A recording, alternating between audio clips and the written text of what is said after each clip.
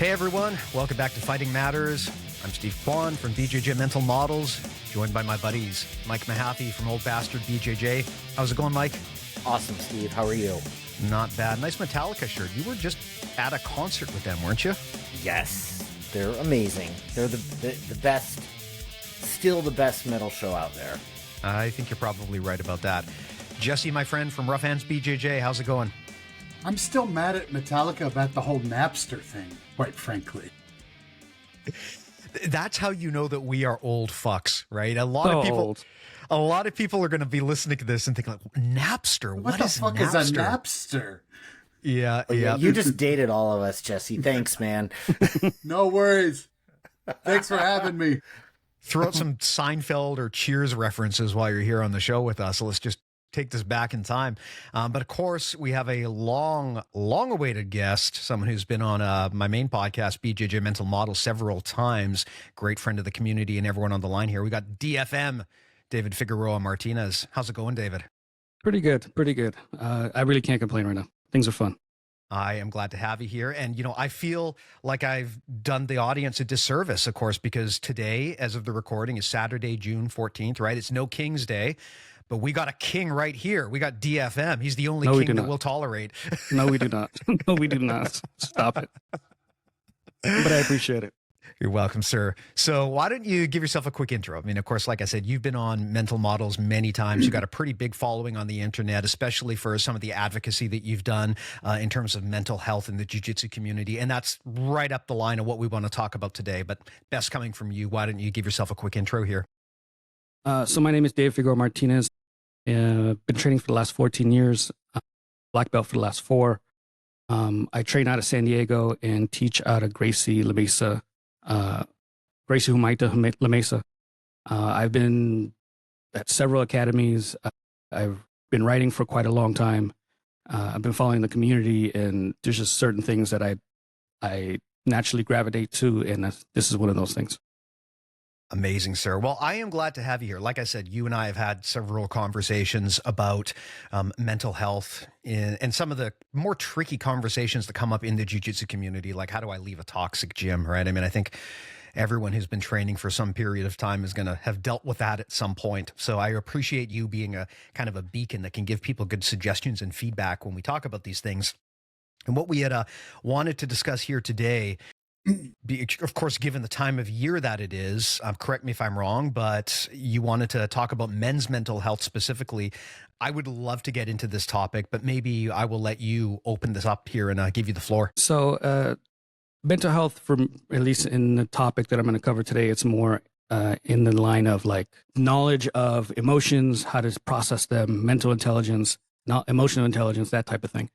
And I think as I've gotten older, I've gotten a lot better about this, but I used to be very like guarded. I didn't show a whole lot. I was very stoic. Where I came up as a kid, having attention created bad things for you normally. So it was shut everything down, address it later, don't get emotional, don't cry, don't do all this other stuff. As I've gotten older, I've gotten a lot better with that. And I don't know about you guys, since you've already dated us, I find myself emotional and crying at shows and TV shows and movies and anything that pulls at the heartstrings. My wife will look at me and she's like, "What is wrong with you?" So I find myself a little bit more better about it and processing emotions and accepting what I'm going through and giving it time to breathe. When I came up, the 2 emotions that I normally saw were annoyance or anger. And oftentimes with men, those are the 2 that I often see. Something may happen, and instead of attributing it to what it actually is, they just get pissed. You lost a competition, you got pissed because you made a mistake. Instead of addressing what the actual issue is, which is like maybe you were embarrassed and you don't accept or acknowledge that you were embarrassed, you're resulting everything to I'm pissed and I'm angry because of this, or the referee didn't give me this call, or I didn't get the points for this or that. And I think that as we mature, we have to set certain examples for the men that are around us where we are addressing the things that we're actually feeling, opposed to being angry. Sometimes we're hurt that something happened. Someone said something about us that did not resonate or did not feel good, or maybe it took a peek into something we weren't ready to address. And instead of addressing that with whoever we're having an issue with, we get pissed. And I think that we need to continue to spend more time addressing ourselves and creating that mental or that emotional intelligence so that we can be better stewards of, one, the mats, society, our friendships, the people that we're around. That way we can be better friends, better teammates, better coaches. And everything can't be, I'm annoyed or I'm pissed. Oftentimes there's all these other emotions that we're just completely ignoring, and it becomes a hindrance for us. Well said, man. Well said.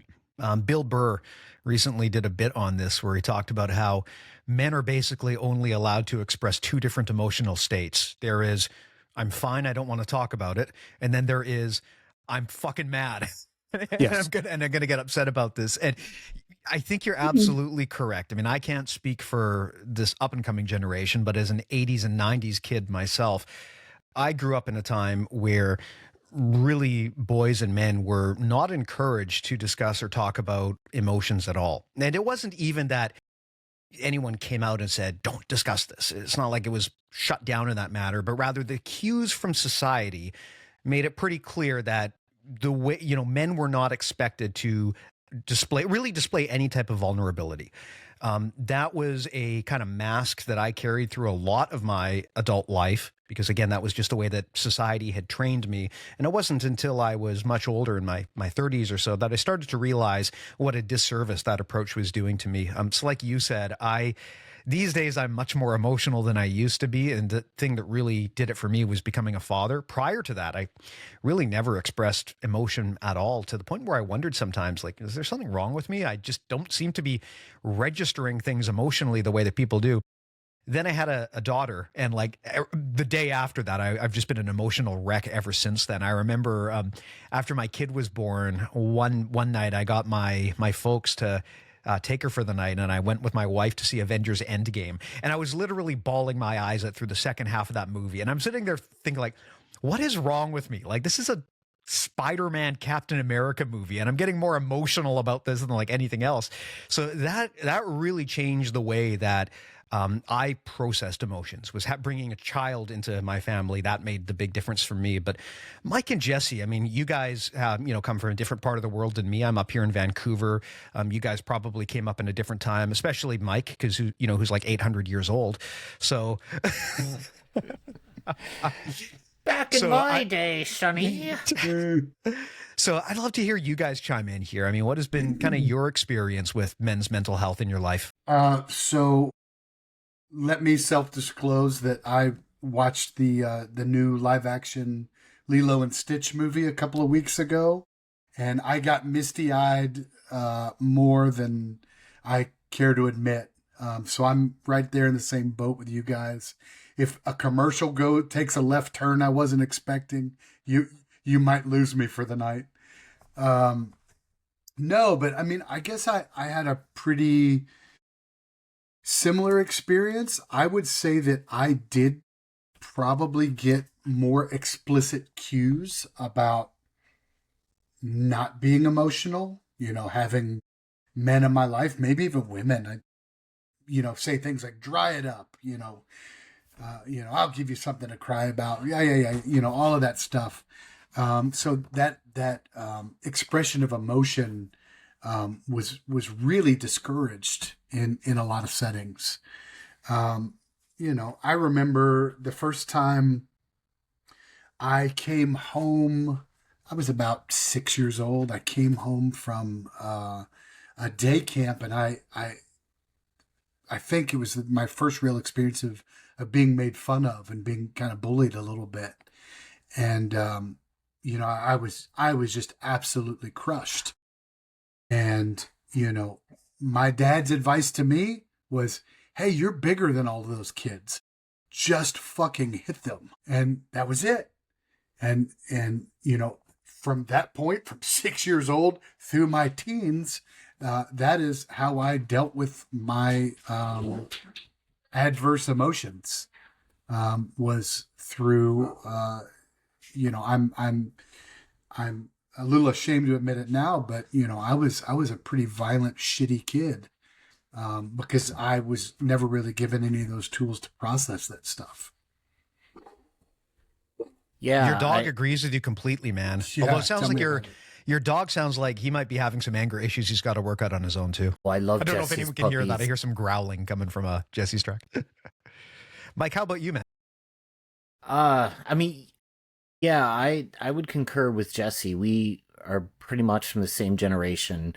He's maybe 795 years old, and I'm 800. Yeah. But Very biblical of you guys. You're like 900 years old and you got like 3,000 kids and all of that, right? right. I've got a podcast with Methuselah right after this. Oh my God. All right. Get back on track, Mahaffey. That was good. Yeah, like Jesse and I are pretty much the same generation. And, I very much learned not through so many explicit cues in my family growing up, but just from, the kids around me. Like I was bullied pretty badly as well, which is, I tell people that's why we're friends now, because I got into martial arts, and if I hadn't gotten into martial arts, I wouldn't be here today, blah, blah, blah. But I remember as a kid, like, you get made fun of when you feel a different emotion other than, I'm fine or I'm pissed off, right? And there's the whole, man up, suck it up and do, just stuff all that down and do what you have to do. I mean, those messages growing up in the late 70s through the 80s were pretty prevalent, and we had a steady diet of action movies, which nothing wrong with that. I love action movies, right? But we had Bloodsport and Rambo and, Now, all don't those... start talking shit about those movies. No. They're great. They're great movies, but like when that is your template for manhood, like especially when you're a young man growing up and you're feeling like you're not really fitting in the world, and you've got this shell around you to protect yourself, and then you see these examples of men who, like, nothing seems to bother them, right? You emulate that, right? When I started doing martial arts when I was a kid, and I, emulated that. I had one person in my late teens, maybe early 20s, say to me, "God, you're like Johnny from the Karate Kid." And I'm like, I am not. Yeah, I'm not an asshole. And think about it, it's like, oh yeah, I kind of do have this big chip on my shoulder. What the hell, right? So yeah, I have similar experiences growing up, and I've had to learn as an adult, how to better recognize and regulate my emotions. And I'm a social worker. I have a master's in social work, and I've been in the field for, Jesus, not that long. 655 years. At least like 25 years. 25 or 30 years, to be honest. And, I go to therapy, right? And it's still a constant, I'm a work in progress, right? In terms of my emotional intelligence and being able to recognize and regulate those things. So, yeah. David, what is your take on kind of the direction that men's health is going these days? The good news is there is a lot more discussion about this than I think there's ever been. I was thinking about this recently, and I realized coming up in my life, I don't think I ever had a single vulnerable discussion with another grown man until I was maybe in my 30s. Because going back and thinking about it, I don't remember ever having a conversation with my father or any of the other men in my life about anything emotional. The first time I recalled it, or this happening, was actually with a coworker who got very vulnerable with me and was explaining, he was talking about the specifics of he was having a custody battle with his ex-partner over their child, and talking about how emotionally that had impacted him. And it was really an eye-opening moment for me, because I realized it was the first time in my life I'd ever actually had another man tell me that, like, they cried, that they would talk about this and how this is a thing that they did, and this is a part of the emotional journey they're going through. I realized that I'd spent, over 3 decades just assuming that this was not normal behavior that men should go through. And once I started seeing that getting modeled and learned more about men's mental health, I realized, again, I can't speak for the Gen A kids or the Gen Z kids, but the previous generations like mine, I think we really did a disservice to each other by not being open about what men need in society, and kind of assuming that men are like these lone wolves who need no support and they just go out there and take care of themselves. That's very much a myth, which I think is being busted right now. But what are your thoughts on kind of the emerging state of mental health discourse in the community? So I think there's two big things for me, at least. I think that we have more of these discussions out there, and for example, me and friends will talk openly. I'll have friends that will be going through something and they'll actually express what they're going through. They may not express it to the level that maybe they should, but at least it gives me in the front door and I can see what they're going through emotionally. I have training partners who I genuinely just say, hey, I love you. Like that did not exist at some point in my life. And I met Mike, for example. He said, I love you, like within 3 hours. Mike's like a golden retriever. He'll do that. That did not exist at one point. It was shunned on. It was like, oh, don't be gay or this or that. And it was 80s, 90s were a weird time. And I'm now having better relationships with people, men specifically, where we are genuinely saying, hey, I'm going through a hard time here. I'm going through a hard time. I lost my job. My kid is sick. And we're having those conversations more often. They're not probably happening as often as they should. I know that we were discussing previously, I had a coworker pass away. And when we got news, I had to come back the very next day after he passed. And we had to work out of the space, which is a whole nother emotional aspect that I had to work through. And I told myself, because my 40s have been a lot about just feeling life and not hiding. And there were several moments where I was crying at work, and I cried in my office, door open, door closed.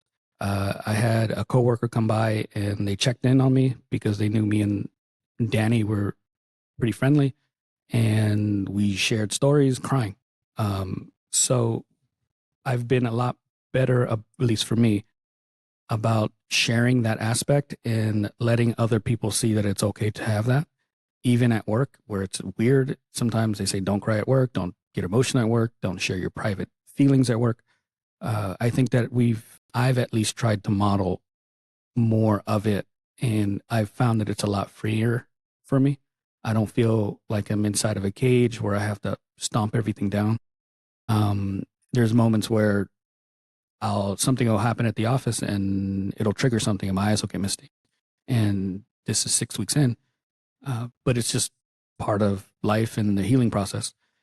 The second part of this, I think we're taking a step backwards when it comes to socially, because I think Trump, for example, and men like him are showing examples of might is right, and they're showing examples of aggression.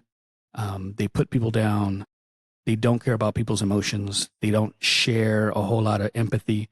They don't share any of those emotions, and everything is about strength and bravado and aggressiveness. That I think that is doing a disservice to a lot of young men, because they're going to look at that or examples of him, not specifically him, that are out in the media, your Tates, whoever else, and they're going to think that's the way it's supposed to be done. And that person's successful. They have the car that I want, the woman that I'd like to date, whatever it might be, they're onto something. And I have to emulate that type of thing. But it's not healthy. It's not beneficial for you. It's going to create a whole bunch of issues on the back end that you're not aware of. Kind of like Mike had talked about the movies, they're not realistic. And the idea that we're always just going to power through everything and we're going to be 100% all the time is not factual. And I've had people, at least since Danny's passing, I've tried to be really, really honest. And they'll ask me, how am I? And I was like, I'm holding on by a thread. Or because we have a couple of vacancies here, and I'm filling in for Danny with his team, which is also a bit emotional because it's like I'm stepping into this man's shoes, and I respected him a lot. And I don't know how I feel about that all the time. And people will ask me, how are you doing? And I'm completely honest now. And I say, I'm struggling, and it's a lot of things are difficult right now. But we'll get through it. And it's just, I think there's these two different opposing thoughts of, I see better examples than when I was coming up, but then I also see the examples in like the gym culture that are detrimental. Yeah. Yeah. It's a tough problem because every time a step forward is made, there will be an equivalent pushback and resistance and reaction from the other side. This isn't related specifically to masculinity or men's health, but I read a book a while back called White Rage, which basically the thesis was basically that every time there is a push forward in making society more progressive, there is an equal reaction from the other side trying to push back against this. And I think, anyone who is an adult watching Obama take the presidency and see the reaction and how much his existence just radicalize the opposition, you can very much see this in action, right? I mean, every time a progressive step forward is taken, it will make the other side a bit more aggressive, a bit more violent in their approach as well. And so I agree with you. It's been beautiful to see this open discussion now of men's health and an acknowledgement that this is a real thing. But at the same time, it's also created this counterculture, which I think you brought up a perfect example in Donald Trump, right? He's a perfect example of this reactionary kind of faux masculinity, which is how I think of it. I mean, people say to me sometimes that, Donald Trump's appeal is that he's masculine and tough. And I look at this guy and I think, I don't recognize him under any definition of masculinity or toughness that I've ever believed in. I know that for some reason people put this label on him like, well, he's popular because he's tough or he's a strong man. I mean, I don't know. All I see is this flabby old loser who throws toddler-style temper tantrums and can barely put a sentence together. To me, if that's what masculinity is, I don't want to be masculine. I don't know what exactly he represents. And I'd love to get everyone's thoughts on this. I mean, do we agree that this is a thing, this performative masculinity? Because it really feels to me like the approach that we see so much from Trump and from the MAGA movement, this is not the kind of masculinity that I would want my kids or my family to embody. And so it bothers me sometimes that people point to Trump and they say he's masculine. It's like, well, I don't know what you're looking for out of a man, but to me, he acts like a 4-year-old toddler. I mean, yes, I agree. I was talking with somebody recently about this, and I've been reflecting on it, and not just in terms of Trump, but this idea that true strength is never feeling emotion, never being empathic, like always, driving forward hard and never, stopping for self-care or listening to anybody else. I totally disagree with that. I mean, we all know we're all Jiu-Jitsu black belts on this call, right? And when you think of most of the black belts that I train with, present company included, like, we don't have to talk with a bunch of bravado about how awesome we are, right? As a matter of fact, like, I am fully comfortable saying that so-and-so at my gym is a super young competitive purple belt and he gives me a rough time, right? Or this other person like is got this awesome butterfly sweep that I have a really hard time defending, right? Like, I think it really takes true strength to be vulnerable and show emotion, right? I think people that put on this bravado of toughness and masculinity, that's covering up for being scared, right? That's covering up for not feeling confident, you know? And in my youth, I was there, right? Like, I remember acting like that as a young person. And, now as an old guy who knows my worth and knows what I can and can't do, like, I'm just way more comfortable in my own skin, and it's okay to not be the best or the toughest at everything. So I really think that kind of bravado, whenever I see somebody doing that, I think, okay, there's a lot of insecurity there, you know? Yeah, yeah. I mean, when you meet someone like that, the last thing, someone who's wildly insecure and flies off the handle, and their idea of masculinity is, throwing a tantrum. The last thing you think is like, man, that's the kind of person I want to have control of the nuclear codes. And, someone who's kind of been floating around our community, Sarah Valkyrie, posted on Threads. I think most of you guys probably follow her, but posted recently on Threads something to the effect of, men will talk about how women are too emotional to lead, but then men will go and like start World War III, which I think is a really prescient take. We talk, or men especially sometimes talk about how women are emotional. Well, I don't know if you're following current events, but there's a lot of really emotional men out there right now throwing tantrums on Fox News. It's just that the Overton window of acceptable male emotion is very different from what women are permitted to do, right? Women are kind of permitted to have a full spectrum of emotion that they can show publicly, although they do get punished for that, especially in a corporate environment. And that's another discussion. But men generally, again, back to Bill Burr, they're allowed to be either stoic or furious. They're not allowed to be anything else. And I think putting a crack in that perspective and encouraging men to be more open. We say vulnerable, and I don't even know if that's the best word, because vulnerability kind of implies weakness. I don't think there's anything weak about showing your whole range of emotion. I think that's just being healthy and transparent. And these are things that I think we should encourage, especially in a time like now where it really feels like this next generation of young men is really struggling. Yeah, this has got me thinking a little bit about the role of a coach. And I know I told you all the story and kind of disclosed to you all, shared with you all some of my feelings about it. Mike and Steve, you all know that I lost a student last week, and Sorry. Yeah, and it was a real bummer, especially because I feel like I really failed as a coach because I didn't know her very well, and I didn't know much about her. And now she's gone.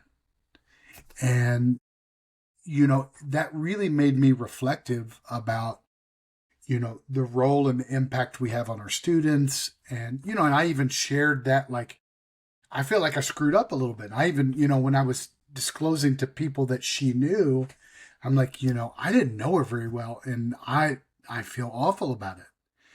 And, just traveling through that and sharing it, even just that was very cathartic. And it's like, I happen to have, one of my students is also a college professor, and he's like, I have to deal with this too. And I tell my students, it's not that I don't care about you, but, and this goes into that weird power dynamic we have as students and teachers, right? Is I tend to err on the side of not appearing like I'm trying to pry.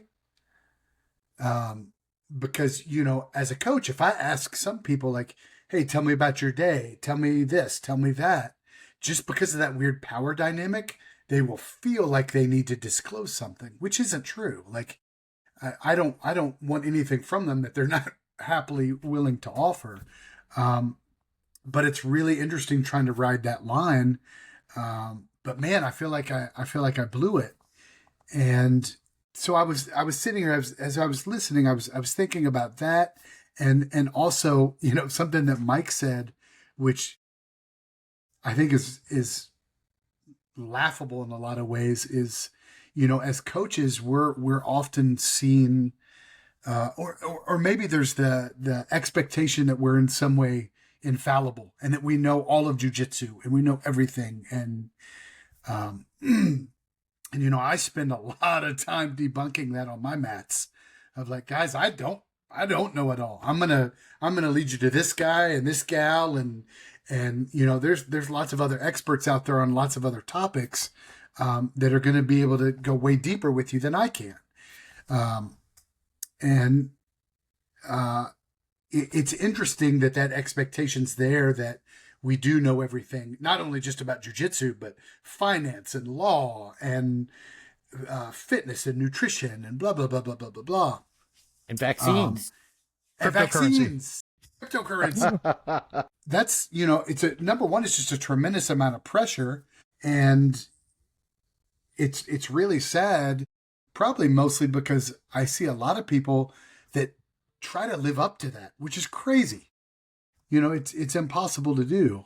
And it usually doesn't turn out well. So I'm sorry that was a little scattered, but just thinking about kind of the expectations as coach and, maybe tying that back into some of the mental health stuff. It's a tricky road to walk for sure. This makes me think about, people talk about, what's the name of Trump's old role model, Roy Cohn or something. There's this whole thing about this guy who used to, kind of gave him a lot of advice that has sort of become Trump's playbook. And a part of that is just like deny everything, never apologize, never admit weakness, never admit you're wrong. And I see a lot of that in men, especially, where they feel like they're obligated to know everything, to be perfect all the time, to be invincible all the time, to never show weakness, never show that you're wrong, never admit the limitations of your knowledge. And I think you see this a lot, especially like you said, Jesse, with jiu-jitsu coaches, where there's a lot of insecurity about like, hey, am I good enough to be wearing this black belt? And there's a few approaches you can take. I mean, one is to admit that you've got imposter syndrome, which is completely normal. Yeah, I mean, every mentally strong person that I know who's reached black belt has had a crisis of confidence at some point where they wondered, am I good enough? That's normal. What's more concerning is the people who never have that crisis, people who always act like they know everything, they're perfect, because no one is. The only way that you can act like that is if you're deluding yourself and all of the people around you. And that's not an honest and genuine way to live your life. But it is still very common in the sport of jiu-jitsu where we look at the black belt head instructor as kind of the guru. And I've talked many times about with all of you guys about how we need to move past that approach of having like the guru at the head of the class. But there is quite a bit of pressure on people, especially new coaches, to act that way. And I think the message that I would love to share with anyone new to that coaching or leadership role is you don't have to act invincible. It's good leadership to admit your limitations. If you can't ever admit your limitations, then you can't ever grow as a leader, and it's much harder to grow your community and your tribe as well. Growth comes from admitting that there are limitations and weaknesses and vulnerabilities, because you can't fix those problems unless you acknowledge that they're real. So something that I always look for in leaders, both inside jiu-jitsu and out, is a person who is willing to admit, hey, there's stuff I don't know. Hey, I'm having an off day. Like all of my favorite coaches are coaches who will, if I message them that on some days they'll just reply and say like, I'm having a bad day, Steve. I feel overwhelmed. I feel like I don't know what I'm doing. And showing that kind of vulnerability to me is the sign of a good coach, because that means they will acknowledge real problems and real concerns. The coach who's always perfect and never makes a mistake and never taps like that is not the sign of a good coach. I think that it creates a false sense even for the students, because the student thinks that they have to rise to that level and they don't know how, and they're never going to actually be there. But the level isn't actually legitimate. So like you guys, I tend to share, hey, I made a lot of mistakes at this stage. I made these mistakes at that stage. I'm trying to figure it out just like you guys are. And don't think just because I'm the instructor and I'm the head of this program that I know it all. So I think that it creates a level of like, oh, if he doesn't know or doesn't have it all figured out, it's okay that I don't have it all figured out, because I'm a blue belt or a white belt. So I think it creates like you guys were saying, a level, an environment of we're all figuring this out together. And some of us are a little further ahead than others. Some of us are going to deal with other different issues than others, but it's okay. And we're just going to have to lean on each other when that happens. I mean, when we think about this makes me, those are some really good points. This makes me reflect on something that happened in my jiu-jitsu journey. There was a coach that from a different school that we knew. I'm not going to name any names right now. He's a good dude overall, but I was like a late blue or purple belt, and he said to me and a couple other people once, he's like, "Oh, my blue belts never tapped my white belts, and my purple belts never tapped my blues, and my browns never tapped my, and he was pretty steadfast. Like he was believing that, right? And I struggled, like that was an formative part of my jiu-jitsu career, and I struggled with that. And I, luckily came to the realization that that was bullshit, right? Like that's impossible. But to have that being told to you from a guy that you respect, gave me imposter syndrome as like a purple belt. Like, what the hell, Like, I can't let this blue belt tap me. Oh, I just got injured because I wasn't tapping. That was stupid, right? And so it's another, and for the record, like I said, I'm not naming any names. I've had contact with this guy over the years, and as we all get older, things change, right? And don't think he's of that mind anymore. But like, it was just like another example of this kind of like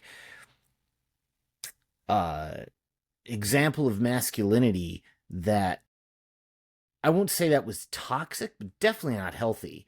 Like definitely to tell that to students like can set people up for like a real struggle with like enjoying jiu-jitsu, which I think is the key to longevity in the sport and getting better at it, right? So anyway, another example of men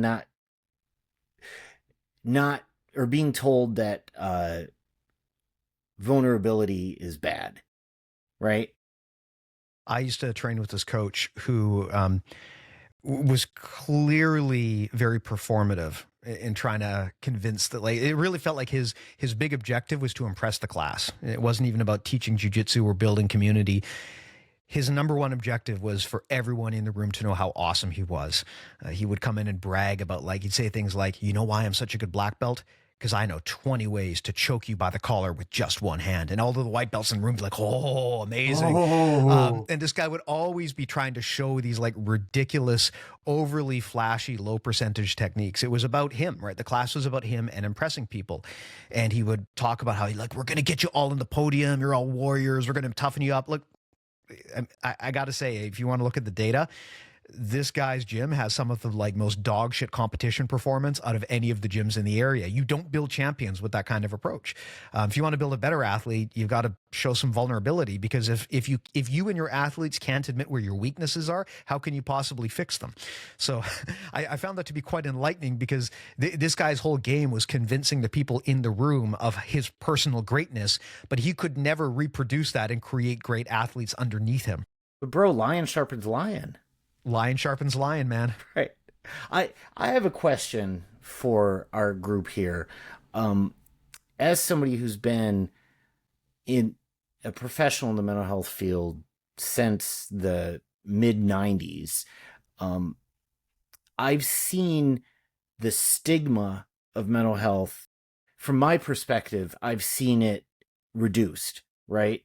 Like, I know a lot of people, a lot of guys, a lot of jiu-jitsu guys that who have talked about going to therapy, who disclose, oh yeah, I'm an antidepressant or anti-anxiety. I'm an antidepressant myself, right? I mean, it's not a big deal, right? That's the way, that's life, Um, but back when I definitely in my formative years, and even once I started working in the field in the mid 90s, that was not something that people were comfortable disclosing, right? And even when I, years and years and years ago, started going to therapy and went on a medication, even after having been in the field for 15 years or whatever at that point, I still felt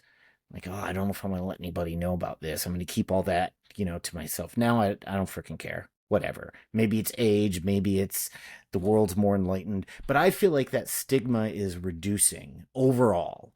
What do you guys think about that? What are your perceptions? David, how about you? I mean, I would say yes, I agree with that. I think that the stigma has definitely been reduced. And a lot of that is because people are willing to speak up and acknowledge that they use these services. David, I'd love to know, you probably have a broader perspective on this than we do.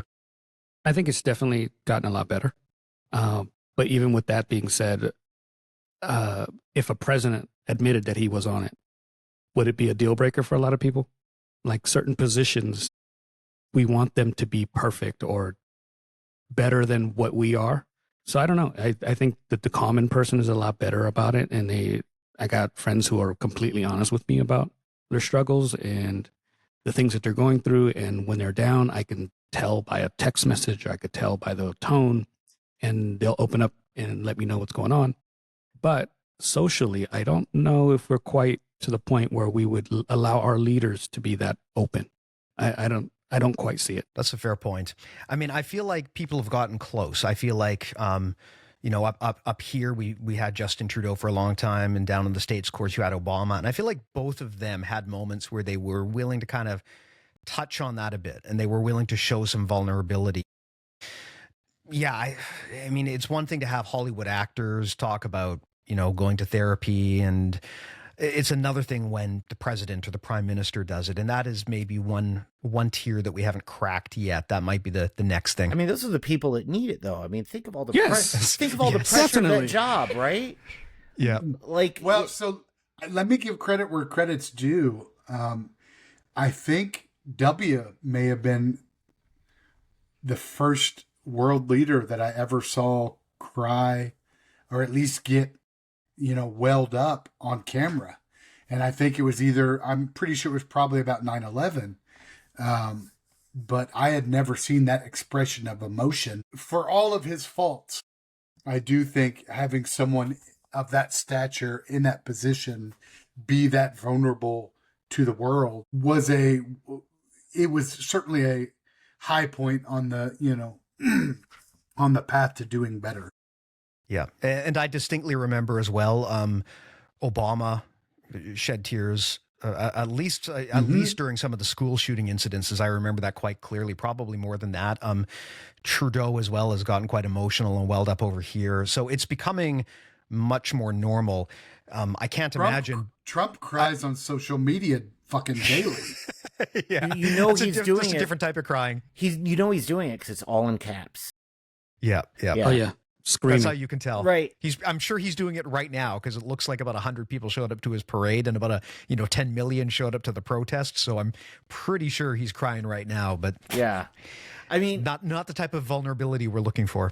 look, I want a leader who is relatable, who shows their humanity, right? I don't want a cookie cutter, perfect person. Like I can't relate to that.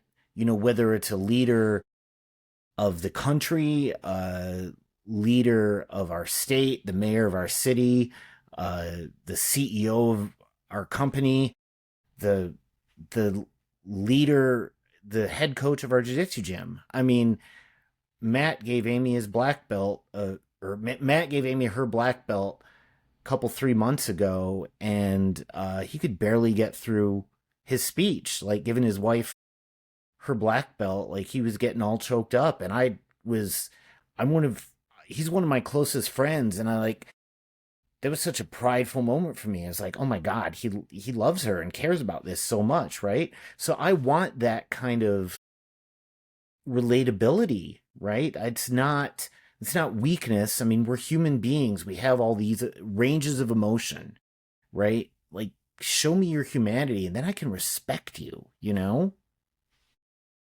You know, after the most recent election, I think a lot of us are kind of still processing that America would knowingly vote for Donald Trump over Kamala Harris, knowing everything that we do about Trump. How could this happen? And I don't agree with most of the criticisms that people threw towards Kamala about this. I think a lot of it was BS. I mean, I think if you're going to choose Trump over Kamala, it's really hard to make the case that that's a solid, rational, moral judgment to make. But the one criticism that people often do have of people on the left, and I think this is fair, is that they come across as being too polished. Like you said, Mike, often when you see someone who's clearly in like politic mode, it doesn't feel like you're talking to a real human being. It feels like there's a mask that they're wearing, which they probably are. And this is a huge problem I actually have with working in corporate. I mean, that I built my whole career around, working in technology and leadership. And I constantly felt like I had to be putting on this performative mask. I couldn't be the person I wanted to be. I had to be the kind of person that would be seen in the role that I was in order to justify being in that role. And the more, like, the higher up you go on the ladder and the more corporate you get, the more you are expected to play that role and the harder it is to feel like you're genuinely being the person that you want to be. I think there is something to be said about a person who is willing to just call a spade and talk openly and honestly about what they're dealing with and what's happening, and to not be afraid to mince words about it. I mean, I'm not the guy who's going to tell you that you should just run your mouth all the time and say everything that comes to mind. But I think that there is a time to just be open and honest about what's really happening, and to not worry so much about how will I be perceived by what kind, will I look tough if I say this? And to think more about, is this something that needs to be said? I mean, that's kind of part of why we did this show, right? We knew we would get pushback doing a fucking progressive anti-fascist jiu-jitsu show. We were well aware that we would get a lot of pushback doing something like that, but someone has to have this conversation. No one's having this conversation. There's a lot of people who are doing the opposite, and they're glazing for Trump and, bowing to him after knocking someone out at the UFC. There's a lot of people expressing that mindset. There's not a lot of people willing to stand up and say what's happening here is wrong, especially in the martial arts community. And I hope that's been useful to people. It's definitely been therapeutic for me having a place to speak this stuff. And I hope, if nothing else, it normalizes it. But I mean, David, you run in a lot of these circles as well, right? You working in corporate, in the martial arts, you're prominent on social media. You've always been vocal about what you believe is right. How do you balance that? Do you feel sometimes that there are consequences for kind of speaking up like this? So I haven't had anything that has hit my jiu-jitsu business or work, thankfully. I try to, so when I'm on social media, I don't engage with certain people in a certain tone. The minute they call me anything disparaging, I stop.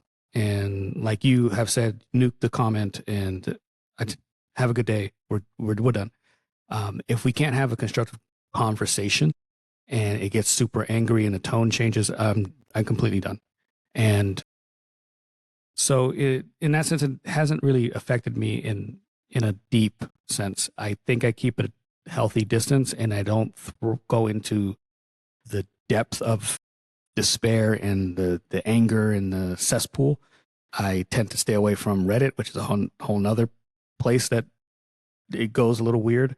But along these lines, I think that one of the things that many of us are missing is that emotional intelligence. I know it's a little off what you asked, but the idea that if you're not aware of the emotions that you have within you and all you settle on is anger, you can have someone like a Trump play you really easily because you don't have the awareness to say, oh, I'm not necessarily angry. I am scared for my family's future and what is going on. Instead of, well, I'm pissed and he told me who I'm pissed about. And then now I lash out at this community or that community. And when we don't have that awareness and the idea that why are we angry or why do we feel a certain way, and then actually naming it, we just rush in with what everyone else is kind of pushing us to. And we can easily put someone in power who spoke to that anger that we didn't actually process. So there's something in that I think that this country really needs to do, so that we don't go so heavy-handed like we have been, for example, with immigration.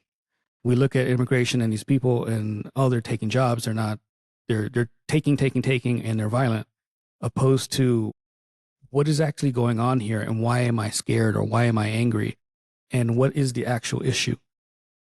Can I have some empathy for a group of people who gave up their home to come here because they were so desperate?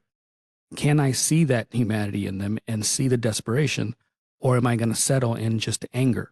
And that's the work that I think we need to do, because we're creating a lot of issues that we don't need to create, that could probably be massaged into a way that more people can kind of agree, okay, there is an issue here, or wherever the topic may be. But let's be a little more level. Let's talk more about the things that can benefit us, instead of just, we're angry, we got to get them out. We're angry, we got to get these people out. We're angry, we got to eliminate this product or this department. It just doesn't make any sense to me. I think anger, my experience with anger is it feels like you can fix it easier by lashing out at the thing or the person, or, you know, it's harder to sit with being scared or nervous or feeling vulnerable, or, you know, and that's a tough thing to practice, like to sit with that and really dig through what's going on and think like rationally about what you can do, right? Like anger is just it feels more cathartic to get your anger out than to sit with any other feelings. Which, man, if only the Nazis were listening to this right. They won't. They might be. Apparently, we are very well known within their community thanks to that Active Club episode. Jeez. You saw that one, right, David? We did an episode on active clubs. We got apparently we were circulated. The neo-Nazi community was very upset that we exposed them and did an episode on them. So we got a lot of very interesting comments. But all of this is to say, I think that hate and anger make you very exploitable by people who want to exploit you. And that's a tale as old as time. I mean, that's the fascist playbook, right? Going back hundreds of years even. But it's a Sith. Yeah. Let the hate flow through you. Fear leads to anger. Anger leads to hate. Hate leads to the dark side. Look, Yoda established that like 50 years ago. We need to follow Master Yoda's teachings. And we're still falling for it. Yeah. Yep, we still are.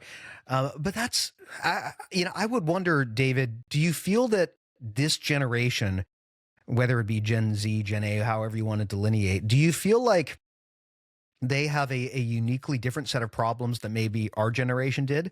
Because, I mean, look, growing up in the 80s and 90s, especially the 90s, there was a lot of, edgy, boundary-pushing, crude humor in television, yes.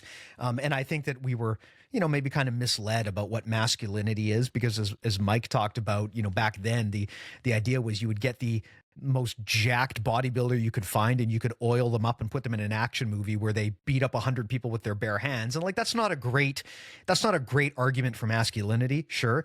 But I would rather have Jean-Claude Van Damme and Arnold Schwarzenegger any day of the week, as opposed to like the Tate brothers or Dana White or Bryce Mitchell as my role models. But maybe that's just me being an old head here. Do you feel that this new generation has unique challenges on that front? So I think they have unique challenges, as in, like, I've watched my nieces, my family members who were of that generation, and none of them went outside. None of them went to go hang out with kids. None of them, everything was very helicopter parent, lawnmower parent type thing. And I think that created quite a few issues in the sense of most things were taken care of by mom and dad. If the kid got bored, they set up play dates. If the kid got bored, they went to mom and dad and, hey, entertain me or get me something to entertain me.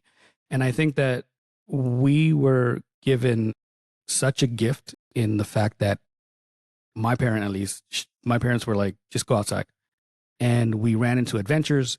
We got into fights sometimes, we got into disturbances, sometimes we got into trouble. But we were able to learn like social aspects through being a kid, that little mini society before you became an adult, where we dated, where we asked a girl or boy out and then we fell short. They didn't want to date us. And so all those little shortcomings that we actually had to go through and those adventures put us in a different light when we became adults, that we were a little bit more maybe sure of ourselves. We had failed a bit more. I think that now, because so many parents have sanitized so much of the childhood, we have a lot of people reaching adulthood and now figuring out that things aren't working the way they wished. Now things aren't as easy as they thought, and they have to now deal with rejection when it comes to a job or a dating situation, or they didn't get the school that they wanted to get into. That we're not, the generation, in my opinion, is not adept at dealing with those shortcomings and those rejections and those failures, that anger kind of becomes the default. And we're angry at the job market, we're angry at housing costs, which are all fair, but we're angry at all these other things. And then we're angry at women, and we're angry at the woke shit, and we're angry at the movie that had a black character lead. And it's just weird.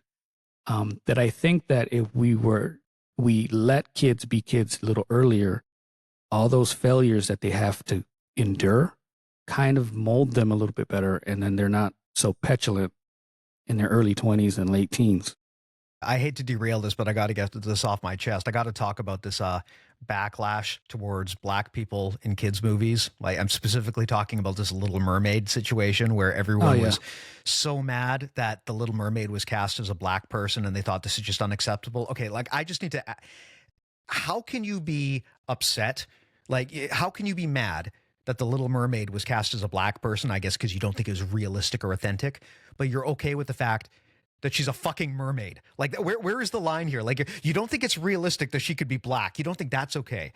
But her being half fish, that's like totally fine. There's a level of intellectual dishonesty to that kind of thing. And I mean, again, when you, this is the frustrating thing, when you attack these kind of clearly hateful perspectives, it's abundantly clear to everyone on one side of the fence. So this is really stupid. Like, getting mad at a black mermaid is about the dumbest thing I can possibly think of. But to the people who believe that, they really believe that. And it's very hard to reach them because that anger is there and it's strong. And, you know, David talking about, you know, the internet and social media and how so much of communication these days is done between screens and not in person anymore. I think that plays into this a lot because it's very easy for everyone else to manufacture consent for themselves. We used to talk about manufacturing consent as being this thing that the government did to control people. Well, we now all have the ability to do that to ourselves. I mean, you can easily create a filter bubble where you are surrounded by perspectives of only people who agree with you. That's, I mean, I'm probably all four of us on the call are guilty to that, guilty of that to some extent. It's very easy for that to happen. And that allows these belief systems, I think, to reinforce themselves. I mean, I think of the big thing that's really been on my mind since the pandemic is just the anti-science movement in jiu-jitsu and how, you know, people can take something like vaccines, one of the most clearly, objectively beneficial medical advancements in human history, and a large swath of people have convinced themselves that this is false and there's, you know, it's some lie by big medicine.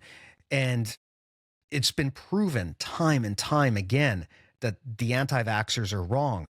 But rather than coming around to that and admitting they're wrong, or even just shutting up about it, they've chosen to create this alternate reality of people and influencers who agree with them and vote those people into government, right? I mean, rather than acknowledging that, hey, you know, the COVID vaccine saved millions of lives around the world, rather than acknowledging that, they found this like group of crazy grifters and elected them into leadership because they will confirm the lie that they want to believe. That to me is the scary thing about the world today, is how easy it is to create a false reality that conforms to your beliefs. And I think so many, you know, if you want to talk about, I mean, people always talk about like incel culture, but I think it's way beyond that. The online culture that a lot of young men get sucked into, I think it creates this really negative downward spiral where they're just constantly exposed to bad ideas. And it's easy to get sucked into that to the point where you are fully convinced that that is the complete truth, because that is all of the outside stimulus that you're getting. I mean, I hate to be sound condescending, but like some of those people just need to go touch some grass. Like, you know, if you're if your bubble is composed of sitting and staring at a screen all day, you know, and the algorithm will feed you more of what you look at, and you're looking at Andrew Tate and bro science and anger culture, you know, that's gonna shape you. Like, get out and talk to your neighbors. Go to jiu-jitsu and have real contact with real people. Hopefully not some people that we know about in jiu-jitsu, but you know what I mean? Like, go get out into the world and realize that it's not this little bubble that you're seeing through your device. I want to circle back to something that Steve asked about whether this generation has different and unique challenges, because I think there's some that we haven't necessarily talked about. You know, I think one of the biggest, and maybe two, they're kind of interrelated. Number one, the issue of like cyberbullying, right? Our bullies, we used to not have to worry about them once we got home, right? And now kids live in a world where, holy shit, when we go home, it gets even worse. You know, to the point where some of these kids are being manipulated into sending photos and blackmailed and driven to the point of suicide at times. I mean, it's insane. I can't even imagine what that's like. And you know, along the same lines, they live in a world now where literally every moment of their life and day are recorded and will be able to be referenced, you know, 20 years from now. Can you imagine the shit we would have to deal with if they were able to look back at the things that we were doing in our teens? Like, we at least myself, I'd have some things to answer for. So that coupled with, you know, I think we're, and it's talked about a lot, we're in a kind of a unique time in that our kids, you know, whether it's life expectancy or earning potential or whatever, they're not expected to be as well off as we are. And that's really fucking dark. And that is a lot to deal with and process. So yeah, I think now more than ever, the generation growing up has got some really significant struggles ahead of them, to say nothing of things like, am I going to have a job when it's time for me to actually get a job? Is everything going to be automated? There is not a lot of clarity about what things are going to look like in the future. And that's got to be hard to process. It's hard to process for me, and I'm 47 years old, and decently emotionally intelligent. So I can't even imagine what it's like to be a kid right now. Fair point. What do we think jiu-jitsu coaches can do about this? Because people in jiu-jitsu who teach jiu-jitsu have the unique position of being one of the only places, I think, where a lot of these kids get that real, authentic, in-person connection. Maybe they have to deal with a bit of struggle and learn to overcome it. So like you said, Jesse, I mean, most of the grievances that this generation has are completely valid. It is just objectively true that they've been shafted by the generations before them. And we are dealing with maybe the first generation in American history that is going to be less well, at least in modern history, that is going to be less well off than their parents. And in many ways, it's specifically because of their parents' generation that they're in this crisis. So we have to acknowledge that all of those grievances are completely real and legitimate. And even the anger is legitimate. It's just often misplaced and easy to manipulate, right? The problem with anger is it's easy to manipulate angry people. But as jiu-jitsu coaches, we have the ability to reach people in a way that's hard to do now. You know, you talked to Jesse about how so much interaction now is done through screens. Jiu-jitsu is a real physical thing where you have to get into a room with people. So I think more than ever, being the person who can reach kids in that way and communicate with them, not just kids, but even young men, I think that's a powerful role for a jiu-jitsu instructor. And I'd love to know, David, from your experiences in mental health and advocating for this kind of stuff, what would you like to see jiu-jitsu coaches do to make the most use of their platform to benefit those young men? In my opinion, just be the image, the image of what is best. Like, be genuine, express your shortcomings, express the things that you're struggling with, so it doesn't become or doesn't look like, oh, he has it all together. I think a lot of what jiu-jitsu coaches can do is also have these conversations with kids when they see them struggling with anything. Have conversations with them on their level. On occasion, maybe make it a theme for the week or the month if we're dealing with specifically kids and not adults. And use your platforms in a way that when you're not just like sharing flashy techniques or sharing some drama within jiu-jitsu. Genuinely, like, throw things out there that are better for the overall health of your gym and jiu-jitsu as a whole. Discuss mental health, discuss the struggles that you've had, have the conversations openly on social media, in your gyms, with one-on-one, so that it's just out there and people feel like, okay, I'm not alone. When we come in here and let's say I do a class, and month after month, I'm never touching on any struggles that I've had. It's just all about jiu-jitsu, and the camaraderie isn't quite there. But when you can start discussing, hey, I went through depression a couple months back and I didn't really know how to get through it. Just so you guys know, if you guys ever need to talk about it, please reach out to me. And that bridges a little bit of a gap. And the student can feel like, okay, I'm not alone here. Sometimes just having those conversations or posting something about it gets people to at least think about it, as opposed to just being siloed and feeling like, oh, everyone's jiu-jitsu is great and everyone's just showing flashy techniques and no one's diving into anything. Yeah. And this opens up an interesting conversation then about what is a jiu-jitsu coach really? Because on the surface, it's the guy who teaches you jiu-jitsu techniques. But I think what you've touched on there is that there's a lot more to being a good coach than just knowing the techniques. And I'm increasingly starting to think actually that the best coaches are the people who focus on more of the mental side of things, the cultural and community side of things. The reality is, I mean, this is maybe not a popular opinion given our audience. Jiu-jitsu expertise is cheap and plentiful. I mean, if you are a great jiu-jitsu coach or you are a really good jiu-jitsu practitioner, that is not a rare skill set. Like, you're a dime a dozen. There's many, many people out there probably who live really close to you who are just as good, if not better than you are. So when people brag about like how great their jiu-jitsu instruction is or how great their personal performance is, it really isn't as impressive as they think. The best coaches I know are often not the best individual grapplers.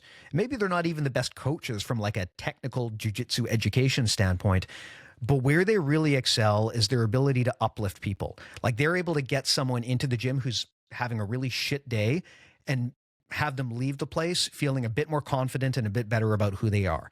Or they're able to get someone in the door who is out of shape and has terrible confidence and doesn't believe in themselves, and turn them into someone who can at least, who can walk down the street and be confident in who they are and is able to get better a little bit every day at jiu-jitsu. Maybe they're not a world champion, but they're on that journey to being a little bit better. And that to me is the real power of jiu-jitsu. We focus in this community way too much on like who is the absolute best in the world. Nobody cares, right? Nobody cares. And the big thing I would love to see is a move away from this like only the technique matters conversation and this like, let's focus on the jiu-jitsu drama and talk really about what coaching actually is. And that's about like, how do you uplift people? That is what I think is, if you really want to stand out as a jiu-jitsu coach, focus on that. The best coaches that I know, the most financially successful coaches that I know are the ones who focus on that rather than like who gets the most submissions in competition. You're here. But that goes back to that might makes right thing that, I mean, we've talked about on the pod before, and David mentioned tonight. We still let that dictate who we define as good coaches. Is like, how many world championships did you win? Like, who gives a shit? What does that have to do with you helping this person that just walked in off the street? Those skill sets are very, very different. So I think you're absolutely right. I've done martial arts for 39 years at this point, and the coaches had a few different coaches, and the ones that really stick out are the ones that didn't just teach me good technique, but were a really good mentor, were somebody that I could talk to, were somebody that would call me out on my bullshit, in a constructive way and show me how to be a better person, not just a better fighter. Well said, my friend. Well, David, we've been at this for a while. Any closing thoughts or things you wanted to attack, which we didn't get into? This is a huge topic. We could do a 10-part series on this if we wanted to, but maybe for the purpose of this one, did we miss anything that you wanted to bring up? Not really. Just, I think the overall thing that we can frame everything on is just be genuine and honest.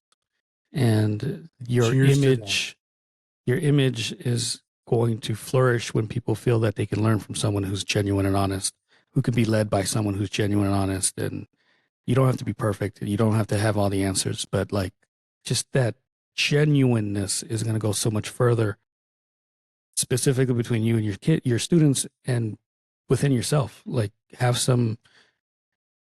be honest about yourself and the things that you're going through and your own limitations so that you can be a better instructor in the end. Well said, my friend. Well, if people want to learn more about you, if they want to check out your awesome social content, or if they want direct coaching, because one of the cool things that you do is you do provide one-on-one remote coaching, how can people find you?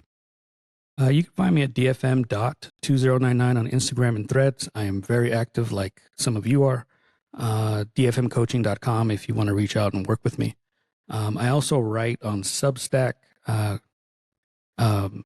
Choke Point Chronicles, and I write everything about from issues that I'm having to the mental aspect to how you can approach difficult segments of your jiu-jitsu career. So I just try to be as helpful as possible. Awesome. And I appreciate that. I mean, the social community when it comes to jiu-jitsu online can be a bit of a minefield sometimes. There's a lot of unpleasant people on there. So it's always nice to have a voice of sanity. I always tell people, like, the cool thing about social media is you can curate the experience that you want. That's also kind of the dangerous thing because, we talked about filter bubbles and stuff, but it's really easy to find good people. You just take the time to look. You don't have to follow all of the, people in the sport who are stirring up drama and, talking crap all the time. There's a lot of really good coaches out there who actually offer valuable content to help you be a better person and a better grappler. And DFM is one of those. So like you said, was it David, DFM.2099 on Instagram? .2099. 2099. Is that a Marvel reference? Yes. Which My specifically, which character in the 2099 universe are we referencing? I liked Spider-Man. I figured. What's his name again? The 2099 guy? Is it Miguel? I want to say. I can't remember. Yes. Well, don't just leave it there. Tell us his backstory. When I was a kid, I didn't follow all of them. I still do a bunch of comic book cards, comic books that I threw in. And for some reason, that title, I didn't actually read it, but the title just stuck with me, and I have been using it since. There you I go. have no great story. Well, my advice to you then is to watch the Spider-Verse movies if you have not, Yes. because they feature Spider-Man 2099 in the second one, and he is awesome. So there you go. I'm looking forward to the next one. I am too. They're taking a lot of time to make those. God, we should do a whole Marvel dork nerd podcast. I am so in. I am totally down. Same. I just watched Captain America Brave New World. That is a garbage movie. I knew it was going to be bad going into it, but it was really, really bad. And I was so sad. I still loved every minute of it. Oh, I mean, I'm still going to watch it. I'm complaining here, but it's a Marvel movie. I'm still going to watch it, but it was not my favorite out of the recent endeavors. But yeah, is what it is. Anyway, thanks a lot, David. This is a fantastic one. And of course, Jesse and Mike, thanks as always for doing this. I love having these conversations with you guys.